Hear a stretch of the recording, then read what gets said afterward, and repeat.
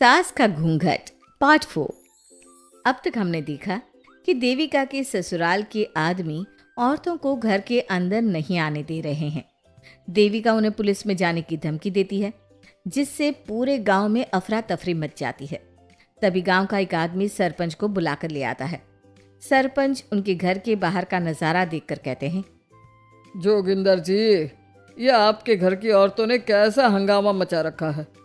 आपका घर तो संस्कारों की मिसाल था, लेकिन ये मैं क्या देख रहा हूँ, आपके घर की किसी औरत ने घूंघट नहीं कर रखा। अब सरपंच जी, हमारे घर की औरतों को इस देविका ने बहकाया है। हमने पहले ही इन सबको चेतावनी दी थी कि अगर ये घर से बाहर गई तो हम इन्हें घर में नहीं आने देंगे। अब ये देविका हमें धमकी दे रही है कि पुलिस को बुलाएगी। क्या पुलिस? इस गांव का बरसों पुराना इतिहास रहा है। इस गांव में कभी पुलिस नहीं आई। गांव के सभी फैसले हमने मिलजुल कर किए हैं। जोगिंदर, तुम्हारे घर का फैसला पंचायत करेगी। सरपंच जी, आपने ठीक कहा। पंचायत दोनों तरफ की बातें सुने और जो भी फैसला पंचायत करेगी वो हमें मंजूर होगा। तो ठीक है, आज दोपहर को सभी गांव की चौपाल पर इकट्ठा होंगे और वहीं तुम्हारे घर का फैसला होगा। सरपंच वहां से चला जाता है।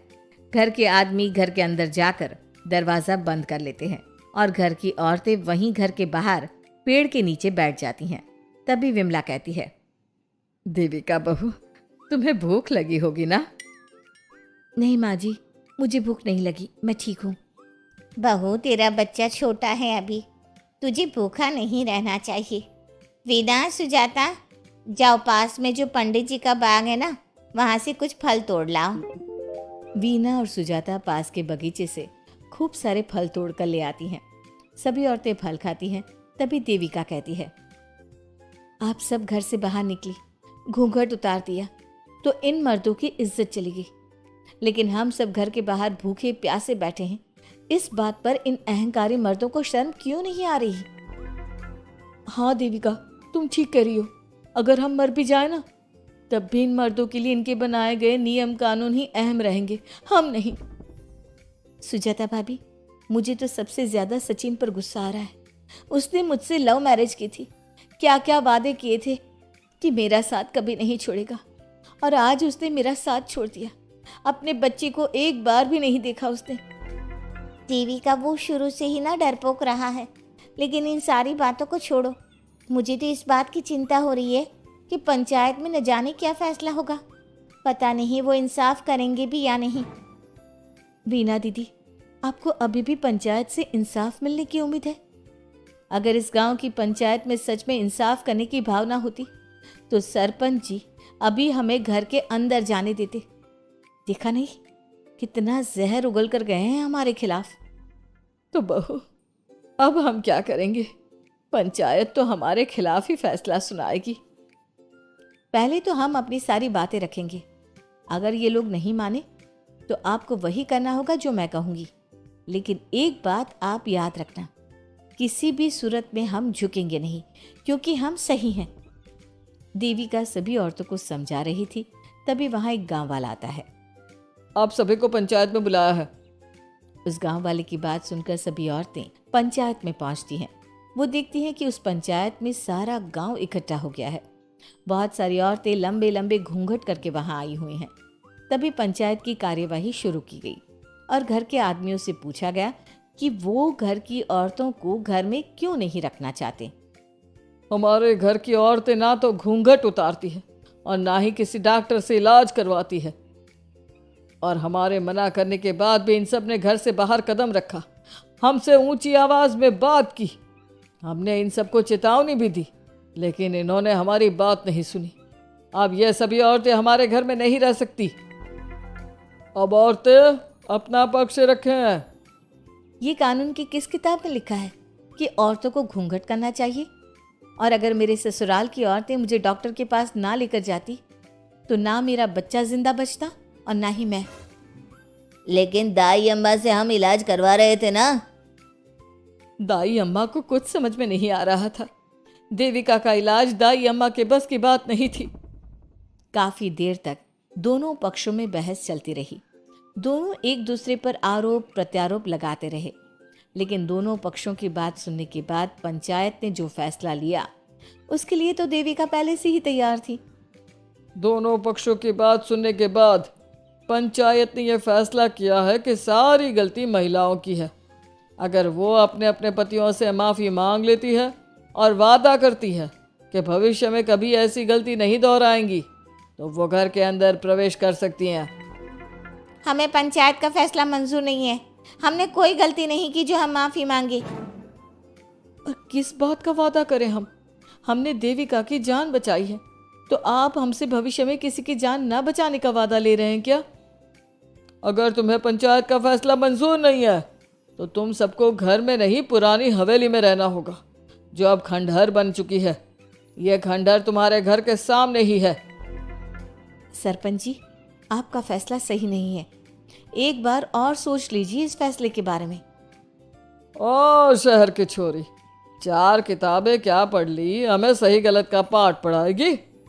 तुझे पता नहीं कि पंचायत का फैसला यहाँ सदियों से चलता आया है और लोग उसी को मानते आए हैं। अच्छी तरह जानती हूँ सरपंच जी। अगर मैं चाहूँ तो आपके इस फैसले को कोर्ट की चौखट तक ले जा सकती हूँ। पुलिस को बुलाकर अभी घर के अंदर जा सकती हूँ। पंचायत और घर के आदमियों की शिकायत पुलिस में कर सकती हूँ और अपने बच्चे को उसका हक दिलवा सकती हूँ। लेकिन नहीं, मैं ऐसा नहीं करूँगी। मैं उसी खंडहर में रहूँगी और इस गांव के आदमियों को दिखा दूंगी कि औरत खंडहर को भी महल बना सकती है, और वो भी बिना किसी आदमी की मदद के। सारे गांव की औरतें देविका की बातें सुनकर हैरान हो जाती है। उनका जीवन घूंघट और घर के 4 दीवारी के बीच में ही था। कोई औरत अपने हक के लिए पंचायत से भी टकरा सकती है, ये बात उन्होंने पहली बार सुनी थी। अब देविका घर की औरतों के साथ खंडहर में चली जाती है। माँ जी, ये खंडहर तो काफ़ी पुराना है। भाभी, खंडहर पुराने ही होते हैं। मुझे तो डरावना भी लग रहा है। मैं डर की वजह से कभी इस खंडहर के आसपास भी नहीं आई, लेकिन मुझे क्या पता था कि एक दिन इसी में रहना पड़ेगा। ये तो टूटा फूटा भी पड़ा है।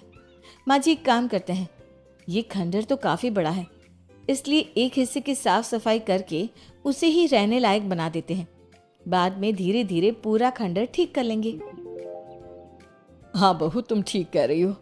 विमला भाभी और मैं इस खंडहर के टूटे हुए हिस्सों पर मिट्टी और ईंटें लगा देते हैं। सुजाता और विना, तुम साफ सफाई कर लो। सभी औरतें मिलकर खंडहर के एक हिस्से को सुधारना शुरू कर देती है और काफ़ी देर तक मेहनत करने के बाद वो उस हिस्से को काफ़ी हद तक अच्छा कर लेती हैं। और इसी तरह रात हो जाती है। सभी औरतें बैठकर बात करती है।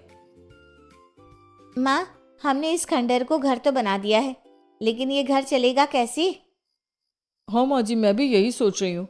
और हम सब तो बड़े हैं, गर्मी सर्दी भूख कुछ भी आसानी से बर्दाश्त कर सकते हैं, लेकिन देविका का बेटा बहुत छोटा है, उसे तो हमें अच्छी तरह से पालना होगा ना। मैं भी यही सोच रही हूँ कि आगे हमें क्या करना चाहिए। कम्मू और मैं मिलकर मिट्टी का चूल्हा और मिट्टी के बर्तन बना देते हैं। कुछ दिन के लिए खाने का इंतज़ाम भी हो जाएगा, क्योंकि यहाँ पर खेत और बाग बगीचे आसपास ही हैं, कहीं से कुछ भी ले सकते हैं। पहले आप मुझे ये बताइए कि आप सब लोगों को आता क्या है? मतलब कोई ऐसा काम जिसका आपको शौक हो, जो आपने बचपन से किया हो। बहू, तेरी दिमाग में चल क्या रहा है? माँ जी, बहुत कुछ चल रहा है। बस अब हमारा सारा ध्यान इस बात पर होना चाहिए कि हम अपने लिए अच्छे से अच्छा क्या काम कर सकते हैं। आप सब हिम्मत से और समझदारी से काम लो, फिर देखना हम इस खंडहर को भी महल बना देंगे। इसके लिए सबसे पहले हमें आत्मनिर्भर बनना होगा। देविका सभी को समझा रही थी, तभी उसका बेटा रोने लगा। उसने अपने बेटे को गोद में उठाया और उसे चुप कराने लगी। अब देविका के सामने सबसे बड़ी चुनौती थी कि वो किस तरह से ससुराल की औरतों को आत्मनिर्भर बनाए और किस तरह से अपना घर चलाए। हमारे प्यारे दर्शकों, अब आप बताइए, देविका और घर की सभी औरतों ने अपने पतियों से माफी ना मांगकर सही किया या गलत? क्या उनका खंडहर में रहने का फैसला सही था? अब देविका को क्या कदम उठाना चाहिए, हमें कमेंट में जरूर बताना। हमारी कहानी को लाइक, शेयर और चैनल को सब्सक्राइब करना मत भूलना।